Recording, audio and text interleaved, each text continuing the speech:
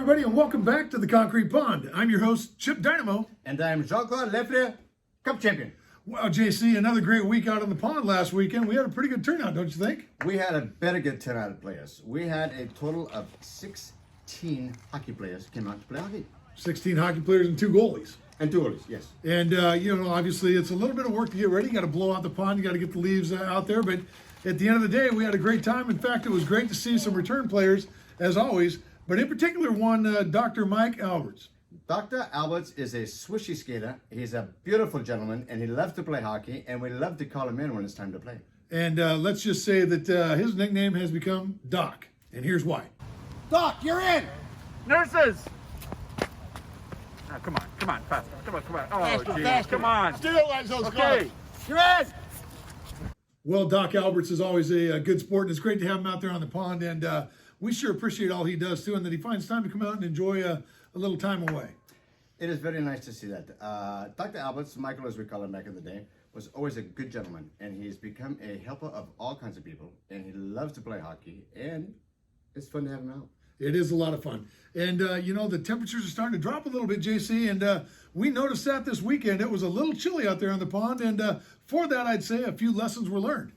There were some very strong lessons learned out there. A gentleman by the name of Joe Orell took a slap shot and busted a ball. He's a ball buster, huh, JC? He is. Cold weather can wreak havoc on your balls if you're a hockey player. I'm just reminding you. Hey, they can, and no matter how much you cradle them, you're going to end up with a crack. And here's what happened. You can take a look at this ball right now. We're showing you some footage of the actual ball that busted wide open.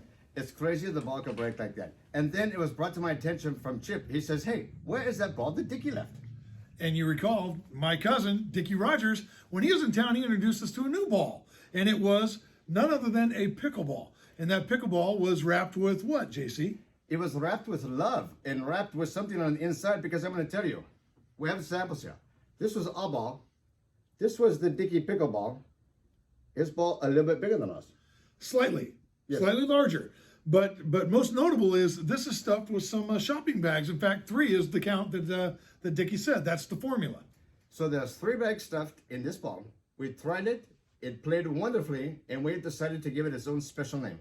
In fact, as a tribute to Dickie Rogers, we're no longer calling this a pickleball. In fact, we're going to call it The Dickle Ball. the Dickleball. The Dimple Dickle Ball. So we'll be getting out the Dickleball this weekend. You'll be seeing it out there, I believe, at the Commodore Cave.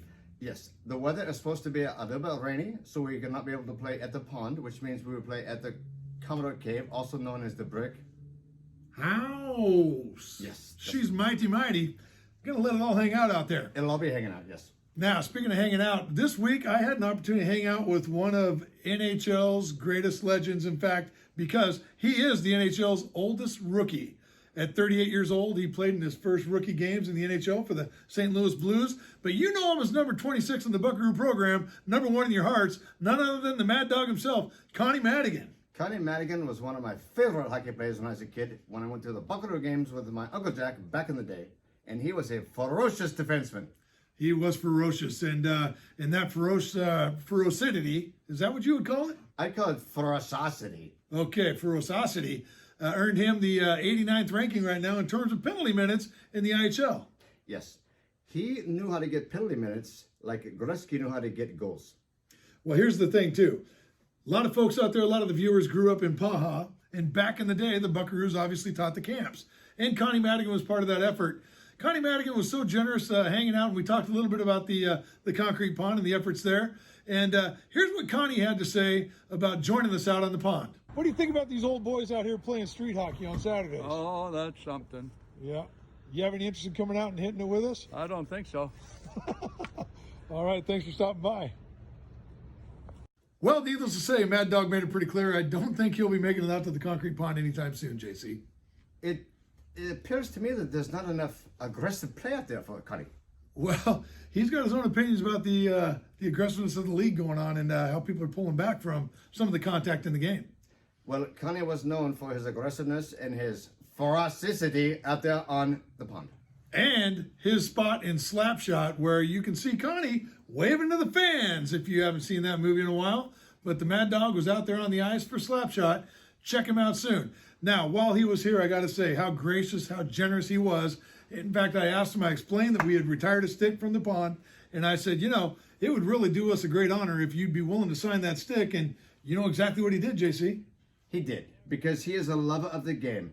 Mr. Madigan, I call him that because he deserves the respect, likes to see things displayed for the love of the game and not for profit. And that's what this is all about. Displayed and displaced. He will displace your nose. Trust me, folks.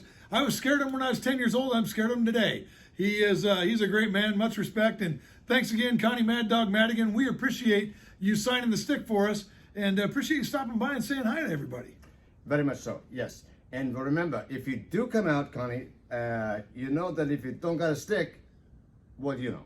Got a stick for you. Yes. And speaking of sticks for you, we're going to have a stick lined up out there on November 21st, 2020. That's right, November 21st. It's going to be 2 Saturdays from this week, JC, and I'm excited because what we're going to do is none other than the often imitated, the never duplicated, the one and only, remember it from our back in the day, it's called the Turkey Shoot.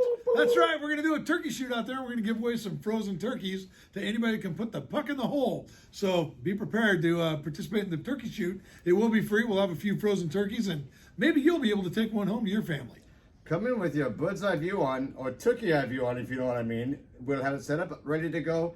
Chip is the brainchild behind this turkey shoot, and I love the idea. Well, JC, I hate to gobble up all the attention, but it's going to be a whole lot of fun. So don't get your ruffled feathers if you don't win one, because it'll be okay. It's going to be just fine. We're going to have a few turkeys out there, and we'll play the game just like we used to out of Larry's Sporting Goods and anywhere else that you would find out in your fine malls like Mall 205. Very good. And there'll be some turkeys out there playing as well. You can bet your beak on that. Yes, you will. So, other than that, JC, we've got a heck of a weekend coming up. We're going to be where? We're going to be at the Commodore Cave, also known as the Brick. How? She's mighty. We're going to let it all hang out, and that's going to be 9 a.m. at the Commodore Cave. If you need some directions, look below. You'll see the ticker running, yes, and we'll give you the address. But we want to see you back out there. Don't worry about the pond. We're going to get that cleaned up and dried up. But right now, this weekend's projecting rain. In fact, the percentage of rain this weekend, JC? 25% chance of rain at game time. That's just crazy. You can't make this stuff up, folks. Oh, and before we go, JC, I know you want to give a special shout out to a special friend and a fan of the Concrete Pond.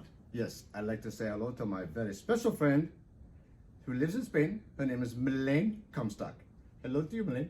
Hello, Melaine from Spain, from Chip and JC. Yes, and funny enough, Chip also knows Melaine from back in the day. Yes, I do. So, Melaine, feel free to send pics to JC. He'll share them with me. You take care, and hope all is well out there. And remember, this weekend, you'll be playing with none other than what? The family ball. The Dicko Ball. The Dicko Ball. All right, folks. That's all we have time for. Hope you enjoyed the show. I'm Chip Dynamo. And I'm Jean Claude Lifter. Cup Chipping. You've been watching the Concrete Pond, and remember, if you don't got a stick, we got a stick for you. Good night, everybody. We'll see you next time. Good. Strong.